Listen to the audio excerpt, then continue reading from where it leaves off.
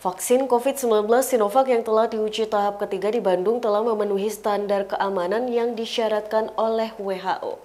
Hal itu disampaikan oleh Kepala BPOM, Penny Kalukito, dalam konferensi pers pengumuman pemberian izin penggunaan darurat vaksin pada Senin 11 Januari 2021. Dilansir oleh Kompas.com, Penny mengatakan, pertama, hasil evaluasi terhadap data dukung keamanan yang diperoleh dari studi klinis fase ketiga di Indonesia, Brazil, dan Turki secara keseluruhan aman dengan kejadian efek samping ringan hingga sedang. Efek samping yang dimaksud antara lain nyeri, iritasi, dan pembengkakan yang tidak bahaya dan dapat pulih kembali keesokan harinya. Kedua, berdasarkan hasil evaluasi khasiat, vaksin Sinovac sudah mampu membentuk antibodi di dalam tubuh. Penny menjelaskan, antibodi yang ada sudah dilihat dan mampu membunuh serta menetralkan virus SARS-CoV-2 di dalam tubuh. Ketiga, dari sisi efikasi, vaksin telah diperoleh persentase sebesar 65,3%.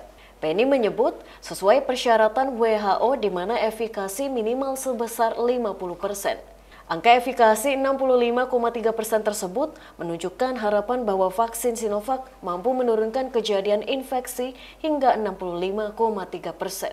Diberitakan sebelumnya, pemerintah berencana memulai vaksinasi COVID-19 pada pekan ini. Menteri Kesehatan Budi Gunadi Sadikin menyebut vaksinasi akan digelar mulai Rabu 13 Januari 2021. Rencananya, vaksin COVID-19 pertama di Indonesia akan disuntikan ke Presiden Jokowi.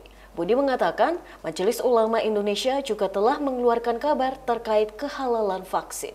Pertama, hasil evaluasi terhadap data dukung keamanan. Data keamanan vaksin CoronaVac diperoleh dari studi klinik fase 3 di Indonesia, Turki, dan Brazil yang dipantau sampai periode 3 bulan setelah penyuntikan dosis yang kedua. Secara keseluruhan menunjukkan vaksin CoronaVac aman dengan kejadian efek samping yang ditimbulkan bersifat ringan hingga sedang, yaitu efek samping lokal berupa nyeri, iritasi, pembengkakan, serta efek samping sistemik berupa nyeri otot, fatigue, dan demam. Frekuensi efek samping dengan derajat berat, sakit kepala, gangguan di kulit, atau diare yang dilaporkan hanya sekitar 0,1 sampai dengan 1%. Efek samping tersebut merupakan efek samping yang tidak berbahaya dan dapat pulih kembali. Sehingga secara keseluruhan kejadian efek samping ini juga dialami pada subjek yang mendapatkan placebo.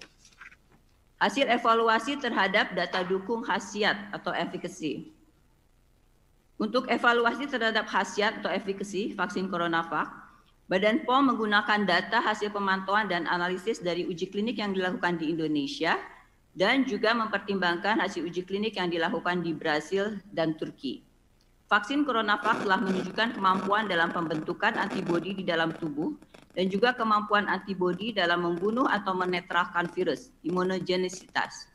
Yang dilihat dari mulai uji klinik fase 1 dan 2 di Tiongkok dengan periode pemantauan sampai dengan 6 bulan. Pada uji klinik fase 3 di Bandung, data imunogenisitas menunjukkan hasil yang baik. Pada 14 hari setelah penyuntikan, dengan hasil seropositif atau kemampuan vaksin membentuk antibodi sebesar 99,74%. Dan pada 3 bulan setelah penyuntikan, hasil seropositif sebesar 99,23%.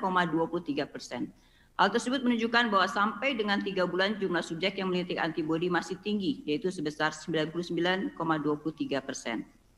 Hasil analisis terhadap efikasi vaksin CoronaVac dari uji klinik di Bandung menunjukkan efikasi vaksin sebesar 65,3% dan berdasarkan laporan dari efikasi vaksin di Turki adalah sebesar 91,25% serta di Brasil sebesar 78%.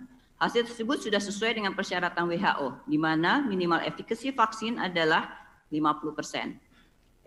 Efikasi vaksin sebesar 65,3% dari hasil uji klinik di Bandung menunjukkan harapan bahwa vaksin ini mampu untuk menurunkan kejadian penyakit COVID-19 hingga 65,3%. Tentunya penurunan angka kejadian infeksi COVID-19 dengan vaksin tersebut akan sangat berarti dalam upaya kita keluar dari krisis pandemi COVID-19, di samping upaya-upaya dengan preventif lain seperti penegakan 3M, memakai masker, menjaga jarak, selalu sering mencuci tangan, dan meningkatkan daya tahan tubuh kita. Demikian Tribun News Update kali ini, nantikan informasi berikutnya hanya di tribunnews.co. Terima kasih sudah nonton.